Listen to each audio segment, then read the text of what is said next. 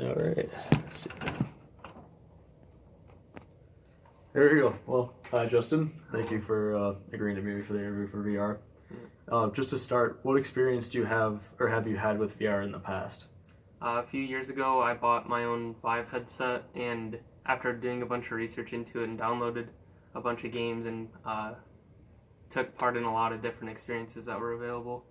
Okay, and that was mostly entertainment, so gaming Yeah. purposes. Yeah. Have you ever had experience with education through VR? In some of the free stuff, there's actually you can get an X-ray of a skeleton, and you can actually take out things and see more of. There's a lot of educational things that are sometimes built into it that are free. So there are some informative things that you can find. Okay, cool.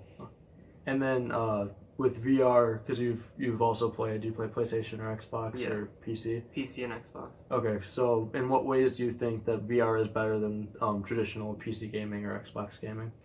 There's a lot of, I'd say, feelings that you can get when you're that immersed in a game or a situation that you couldn't get while you're on Xbox. Definitely adapting to situations that you're not used to and being introduced to them in VR makes it easier when you're not in VR. Okay. So, for example, have you played, I think a good example that might be stealth games. What games that have a stealth aspect have you played on PC or Xbox? There's this game called Budget Cuts, and the goal of the game is to stealthily throw knives at the robots, and your heart rate gets super, super high because they kind of just walk around creepily, and it can get pretty scary, but after playing it quite a few times, you kind of get used to it. Is that in VR or is that in... Yeah, that's okay. in VR. Okay, cool. And then when using VR, what most commonly breaks your sense of immersion? Is there a specific sense, like touch, graphic detail, sound? Definitely sound. The times that I've played without a nice headset on, it definitely breaks it. Or if I hear somebody yell upstairs or something, definitely kind of takes you out of that immersive environment. Other than that, there's so many other feelings that you get while in VR that it almost forces you to be in VR, pretty much. Okay. And then if you could ask developers to improve the inclusion of one of these senses, what would it be? And yeah, I know you said sound, so would it be just the quality of the headset, or are there certain sounds in game or effects that throw you off? Yeah, now that I think about it, they don't have a really good headset. None of them come with good headsets. The Vive comes with earbuds. They don't do it because you can feel them in your ears. They're really uncomfortable. And I know the Oculus comes with overhead tiny speakers that can get uncomfortable. If either of them came with a nicer set of headphones, then it'd be a lot easier to be immersed straight from the start. So part of that is ear fatigue too. Yeah. Just okay. Yeah, definitely. And then you didn't choose to bring your Vive to college, and what was a big factor in making that decision? I'd say the very first factor would be cost. It's a really expensive thing right now. And the second thing would be the setup is definitely not really easy to put in a dorm room. I have to drill holes in my walls to hang up 2 sensors in the room, Okay. and that's not easy to do. And those sensors, how far apart do they usually have to be? I think mine are about 16 feet or something. Since it's a room scale game and you can move all around, you have to have them on opposite corners of the room. You have a roommate too, so it wouldn't be that easy to do. Okay, and then that actually leads into another question. So you'd be moving around an entire room physically with your body when you're playing these games? Yeah. And then what makes that difficult in both in-game or in real life to move around? Is there a particular challenge that makes the movement itself either unrealistic or difficult? Oh yeah, definitely unrealistic and difficult would be an example. In most games, there's 2 ways to move around, and it's either you grabbing with the triggers in your hand, you grab, move, or the other option is to teleport, and neither of them feel real, and they often like throw you off a lot when you're in the VR. Okay. If you were to play other video games other than VR games, why would you choose these other games over VR? Definitely a big topic is content. The games in VR are usually very short, and they aren't always completely developed. If there was more, like the games I play on Xbox compared to the Vive are much longer. You can do a lot more, and there's a lot of room for like expansion.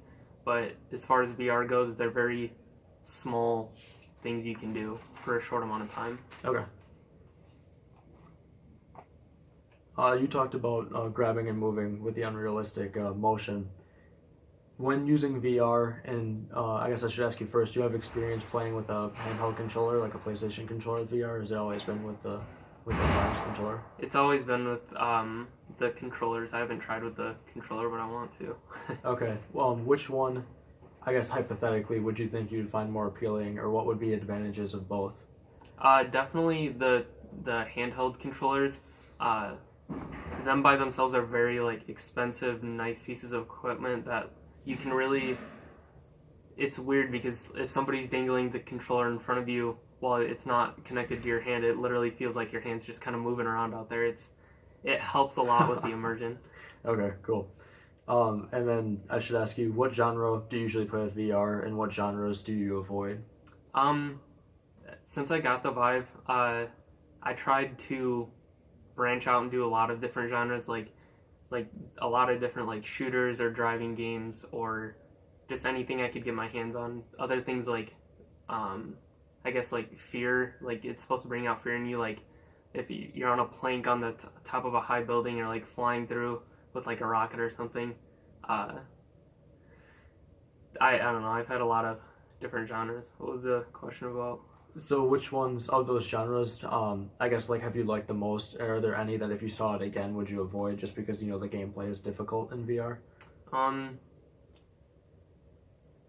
I have a lot of shooter games. Those are a lot of fun. There's also like a bow and arrow game that I have, and it's kind of difficult to use because like aiming it's just not the same as like holding a device. But shooters would be like a good one because it's so immersive and like it's just fun. There's other games like this game called Climby, where the goal is to pretty much climb. It's like a parkour climbing game, Okay. and that one's really hard for people because when they feel like they're falling or they're going to fall, they actually like lose their balance or get a little motion sick. So in real life, they try to catch themselves, but they're perfectly fine. It's just the character in game that's falling. Yeah. Okay. And then, kind of on what you said with first-person shooters, this is more just from my understanding. When you're playing, and you're looking in one spot, like in PlayStation, the reticle's always in the center of the screen. When you're using the bow and arrow, is the bow and arrow always at the center of the screen, or when you draw, is it different from where you're looking? It is completely by itself. Like if you took the bow and you took the arrow in two hands and then you did this, you can move them completely anyway. So you could shoot it that way without moving. It's never like nothing's ever planted, sort of. So Okay. even in other like shooter games, you can, if you wanted, you could duck under something and shoot up here. It's not locked. So that's another like very immersive thing that they've done. Okay, cool. And then, kind of unrelated to yourself, but more like kind of what you're anticipating for the future of VR, maybe what you'd even want you could add in here. But could you see VR in the future of competitive gameplay or esports? Absolutely, actually. I think it's just going to take time right now, but the things that they're developing, like sensors on each finger to make things more and more immersive and realistic, I think there's a lot of potential. Cool. And then I know you don't have experience as much with the educational side, but if you could see it maybe in a classroom setting, or at least maybe games that could have people have another outlet to learn, where would you see that in the future, or what could improve the chances of that becoming popular? I would say just exposing it to more bigger people to see if they try to continue on with it. I know I had just written a paper recently about some scientists, as far as like education goes, some scientists actually use VR to practice procedures. That way they're not as anxious when they actually get there. Okay. So I think there's a lot of potential in education, and it's just, I think just time is the biggest factor. All right. Well, awesome. That's about the questions I have, and I did learn a lot from that. There's some things I didn't understand about VR that you obviously know. So Yeah. thank you for your time. Appreciate it.